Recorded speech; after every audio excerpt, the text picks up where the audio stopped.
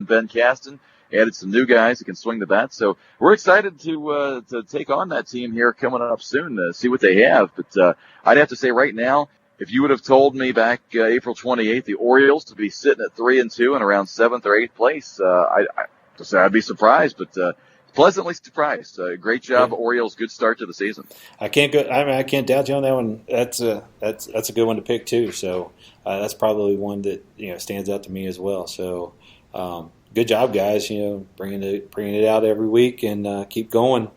Just not when you play the Colts, but keep it going. So, well, it's funny. I send out a message to the managers every week about who's got what game field responsibilities, umpires, et cetera. And at the end, I always say, good luck to everyone except whoever the Yankees are playing. Insert name. Good luck, except them if you're playing my team. So, yeah, definitely Orioles have been the surprise team, at least in my book, so far this season. And, you mentioned the Brewers. Pleasant surprise as well, 3-2. Including a couple narrow losses. They could easily have put another win or two on there. So both of those teams certainly on the upswing. And, for your Colt 45s, I was looking at the other day just seeing, how you're breaking down that 2-4. I believe a couple of your losses, and maybe all three of them were by like 2 runs. So You're really not that far off from being, 5-1, 4-2, roughly. Yeah, we just got to get the bats going. Get the bats going. Everything else seems to be in play right now, and which kind of could lead us in here to the chat of I'll do the rundown of what games are coming up here Wednesday night, and so we take on the Hooks at 6:30 at McNick, and hopefully we have the bats ready to go against them, and maybe put one up on them and knock them off the undefeated task there. But some of the other games that we got going on this Wednesday night will be Hustle and the Bulls at Schuler. That's a good one. Brewers and the Braves at Franklin. The way Brewers been playing, you never know what can happen there. They've played very well lately. We mentioned being a surprise team at 3-2, and you just never know up there in Franklin. I'm sure the Braves are happy to have their home field back. I should give props to the Franklin Wildcats baseball team. They made it to the regional semifinals. I broadcast that game actually on Saturday afternoon. Coach Kyle Wainscott, great job with his team this year. Went from 12-11 to I think 25, 26 wins, and had a great run. The only thing I told Kyle on Friday, I said, you're killing me schedule-wise here, bud. I got to keep rescheduling these games at Franklin. But I know Fisher and company with the Braves, Scott Jones, all those guys are happy to have Franklin back as a home field. So our first Wednesday at Franklin, Ray, this week, finally. Good run by the Wildcats. Good job, guys. Yeah, congratulations to those guys. I know, unfortunately, we fell too, and back home with the Highlands Bluebirds, we got ran into with Beechwood Tigers. They took us down. It's the first time in 5 years we did not make it to state, so we lost the regional championship. And so Highlands may come open a little bit. We'll have to wait and see how things play over there. Maybe we can get a couple games over there. I love that field. I love our home field. So you guys have some great memories there, beating the Hooks there last year, Hustle, I believe. So it was a good home field advantage for the Colt 45s. Hopefully we can mix that in there as the second half of the season progresses. Yeah, once we get off of our little, I don't want to call it a pouting moment, but once we get off a little bit of being down and out, of being taken down. Good luck to the Beechwood Tigers, by the way, going downstate. Oh, yeah, absolutely. But yeah, we'll see what happens. So speaking of Tigers, we got Tigers and Mudcats at Bishop Fenwick. So wasn't Bishop Fenwick, were the two teams actually that played? Or? Well, Fenwick played Franklin the week before. Okay. And that was a game that had Fenwick won that, I would have been doing that game this past weekend against Ross. So another good run for that ball club. Tim Stratton, a good guy. He's the guy that helps us get the field up there. He opens up the field for us and gets it ready. So congratulations, Tim. Great run for you if you're listening.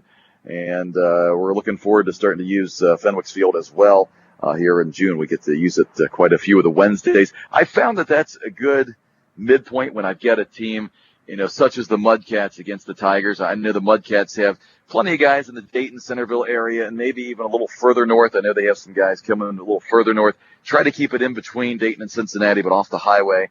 And Fenwick's one of those good locations. It's kind of in between. Everybody can travel at least a little bit and get to. Yeah, the guys go half and half kind of deal, so it works out pretty good. And again, it's a good field for us to be able to bring into the league and have guys play at. So you guys got Deerfield at Sycamore, Yeah, that's a big rivalry for us. It'll be, I believe, in the course of history, if I'm not mistaken, I looked it up, we've played 43 times. Yankees have won 22. Deerfield have won 21. They've had our number as of late, though, knocked us out of the playoffs last year, so we're hoping to get a little bit of revenge on Wednesday night, try to get back on the schneid after losing to the Hooks on Sunday. But Deerfield always a tough matchup for us. And another game that is going to happen between a game up north was supposed to be at Springboro, Suds and Knights. That will not be at Springboro because, well, Springboro is now in the Final Four in the state of Ohio Division I baseball, so we had to move that game down to Lebanon. But congratulations, Mark Pelfrey and Springboro. We're not going to use the field Wednesday or Sunday. They may be playing for a state title Sunday up in Akron, so obviously Mark will be busy there. But we will get back to Springboro next Wednesday on the 12th. But Suds and Knights, that game will be moved up to Lebanon, which, I have good memories of Lebanon, Ray. 2 career home runs in this league, both at Lebanon. Yeah, Lebanon has that short little park there out on the left. So. Oh, now come on! You didn't have to say it's a short park. We could have left that part out. Did you hit him 220 or was it 225? Those balls would have been out of most parks. The old line, the Yellowstone. Yeah. Name one. Name one. Yeah. All right. I just like it to say I hit the 2 home runs at Lebanon. We won't get into the dimensions of Lebanon. Let's just say I hit them over the fence, right? That's good enough. Go. But yeah, so quick rundown on the last couple games, and then we got pick a game of the week. So we got Flying Tigers and Meridians at Crosley. We talked about the Suds and Knights. We got Expos and Orioles at North College Hill. And then the Reds and the Dragons at Deer Park. And then Dodgers and Sting at Finneytown. Sting usually plays tough at Finneytown, so we'll see how that one plans out over there, especially after coming off a game off of scoring 19 runs. So see how they do against the Dodgers. Yeah, should be a big game. When you look up and down, I think I almost feel like we cheated the Bulls and Hooks because, well, game of the week got rained out last week. So the one I'm going to go with this week, Ray, I'm going to go Hustle Bulls. Always a good matchup. That game out at Schuler, 6:30 on Wednesday night. 2 of the better teams in the league there. They both have excellent pitching. Bulls, are going to try to get back off the mat after losing to the Mudcats. And the Hustle will bring it. That's always a tough opponent. So I'm going to go with, I think, Hustle and Bulls this week. That's a good one. That's a good one to pick. I think I'm going to stick with our theme a little bit and maybe go ahead and go with a secondary one so that we have 2 games of the week maybe this week. And I'm going to have to give some love to my guys. I think we're going to come out and be ready to go and play against the Hooks. So I want to go with the Colt 45s and the Hooks game as well as the co game of the week. Colt 45s and Hooks. That was a good matchup last year. You guys split in the regular season. I think you beat them 7-5, and if I'm not mistaken, second time around you also scored 7 runs. A game the Hooks rallied, I think, to win like 9-7, if I'm not mistaken. Haven't looked that up, but I think you guys probably scored the most runs against the Hooks. Probably the 2 most highest scoring games against the Hook last year, I think, were both the Colts. You scored 7 both times. Yeah, that's head-to-bats going. So hopefully we come out Wednesday night, and I'm hoping to be home in time to be able to make that game. So that I can hopefully I can contribute to that one. So let's go kick some butt there, Colts, and be coming out and knock them off the undefeated, put them down in with us. Just don't use a 4-man outfield. Yeah, that won't happen. Murph would never do that. He's too old school. No.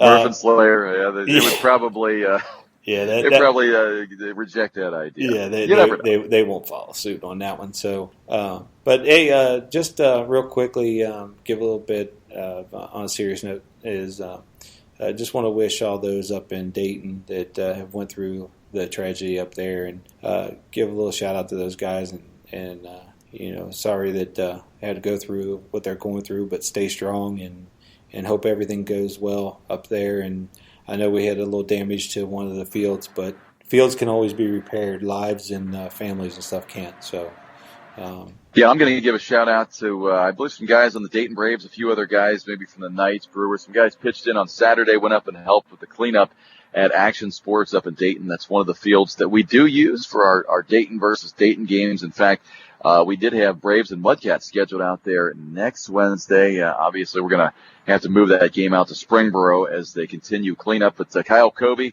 a good guy, we would send him our best wishes as they get to cleaning up. In fact, I think they were able to salvage the 4 smaller fields, and they've already started using them again. But a lot of cleanup to do on the bigger fields. A big job ahead of them. But they're going to bring that thing back to life, and hopefully Kyle's able to get that thing going. And certainly hats off to everybody who went out and helped with the cleanup on Saturday. It sometimes takes a bad, catastrophic event like that to show how everybody pitches in is on the same side. But certainly good to see people out there helping. Yeah, that's always a good thing. So, again, glad to hear about that, about them going out there and helping out and being able to pitch in.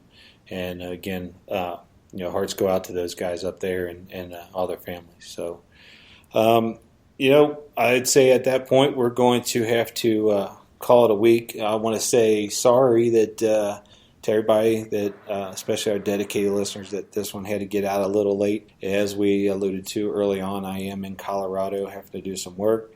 And so my schedule and Jason's schedule trying to match up this week has been a little tough, but we do appreciate it, and hopefully we'll be on time next week with the show number 6. Jason, take us out. All right, Ray. Well, safe travels home to you on Wednesday, my friend, and good luck against the Hooks. We will talk with you on week 6 of the 2 Cutoff Men. That's going to wrap it up for this week. Remember to follow us on SoundCloud.com. You can like us on Facebook and check out the league's website. It's www.CincyABL.com. That's Cincy with a Y.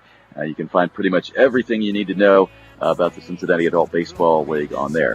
Hope you join us again next week for the 6th episode of 2 Cutoff Men. Until then, for Ray Sterling, I'm Jason Earhart saying thanks for listening. Thank God for the fame.